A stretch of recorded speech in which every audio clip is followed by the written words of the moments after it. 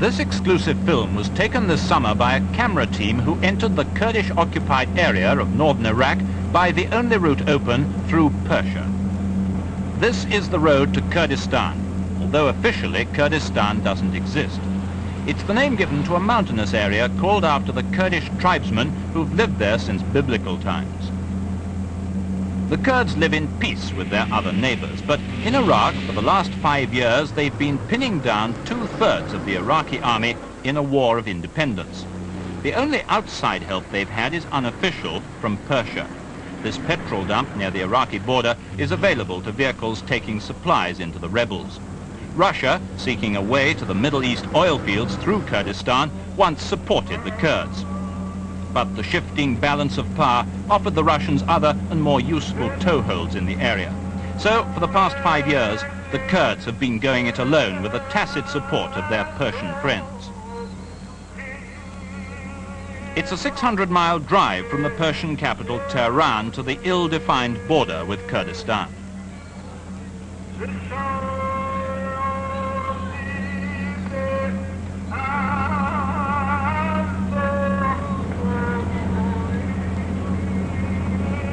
The last 100 miles before the frontier are part of a military zone under constant patrol by the Persian army, but the Kurds come and go as they please as far as Karnam, the last Persian outpost before the frontier, to buy supplies. The Persian government turns a blind eye, partly to soothe its own Kurdish minority, partly because relations with Iraq are strained. More than once Iraqi planes have carried the war across the frontier and strafed Persian villages. Beyond Karnam lies the border itself. The watchtower overlooks the no-man's land between Persia and Kurdish-held Iraq. But there was a careful show of indifference to the film unit going in. No questions were asked, and just inside no man's land, in full view of the Persian guards, a Kurdish jeep arrived to guarantee the camera's safe conduct to the battle zone. With the change of vehicles, a new guide. The local Kurdish commander had been alerted and had sent back a patrol to act as chauffeur and reception committee.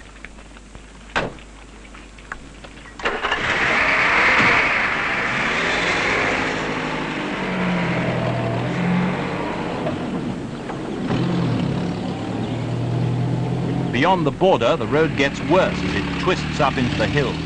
This is the home of the Kurdish freedom fighters.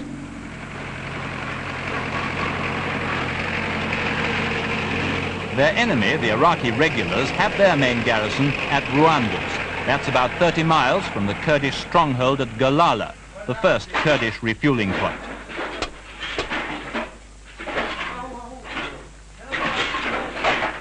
At Galala, the wreckage of an Iraqi MiG fighter shot down by the Kurds in a raid on the town.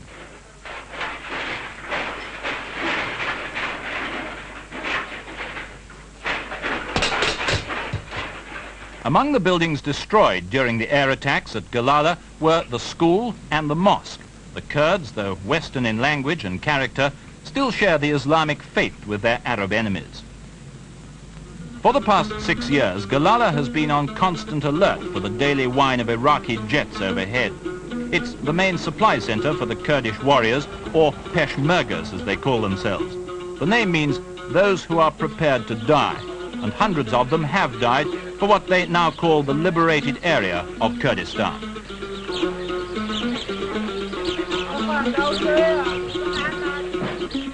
Galala is the only town where the Peshmergas can buy food, clothing and guns between battles.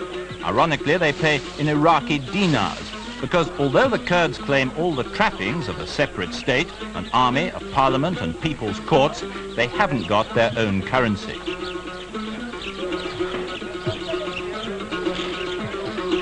During the fighting, Galala and towns like it lived virtually by night, when they were free from Iraqi air raids. By night, the army-controlled administration kept the civil services going. The army courts met to settle civil disputes. The Kurds have a strict moral code. A bride found to have lost her virginity before marriage can be shot. In this nocturnal court, though, a less dramatic domestic issue is being decided. The woman is seeking a divorce on the grounds that her husband beats her. Here he is. The judge in the case is a Peshmerga who left his family and legal practice in Baghdad 3 years ago to join the freedom fighters.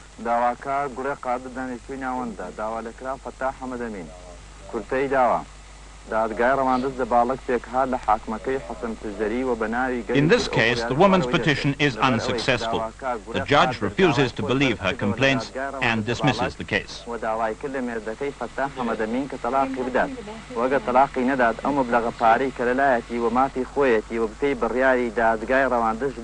Kurds are proud of their makeshift government, their race and their country. They've held sway in the mountains since 2000 BC. And claim to be descendants of the Medes of the Old Testament. They've been invaded, conquered, forced to migrate, but have never submitted to outside rule for long. Their objection to being a minority race inside Iraq is that they stand to lose their autonomy, their language, and their pride.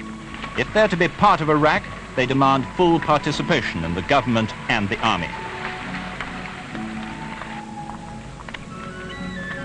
For 8 years now, they've been fighting for it, and they're prepared to go on fighting if necessary.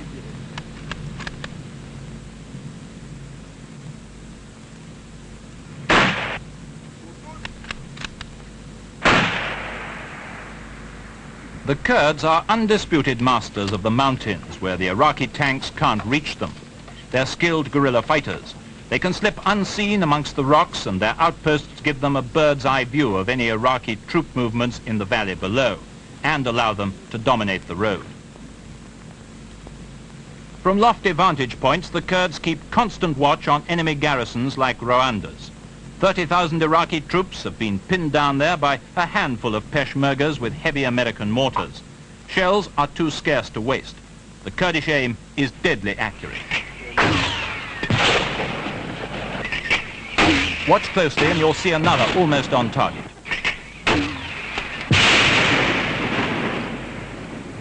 In one pitched battle earlier this summer, the Kurds claimed to have routed 15,000 troops from Rwanda's and to have killed 1,000 men for the loss of only 50 on their side. But usually the Kurds prefer hit-and-run raids.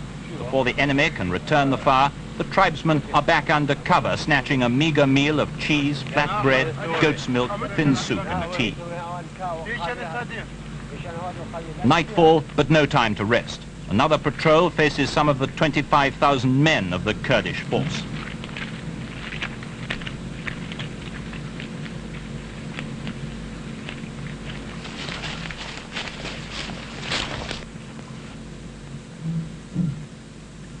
On the ground, the Kurds have the advantage of geography, so the Iraqis concentrate even more strongly on surprise air attack. A frequent target, Hamilton's Bridge at Choman, named after the British engineer who built it. The Kurds, anticipating one air raid on the bridge, sent 3 Peshmergas up the mountain with checked machine guns. None had ever fired this weapon before.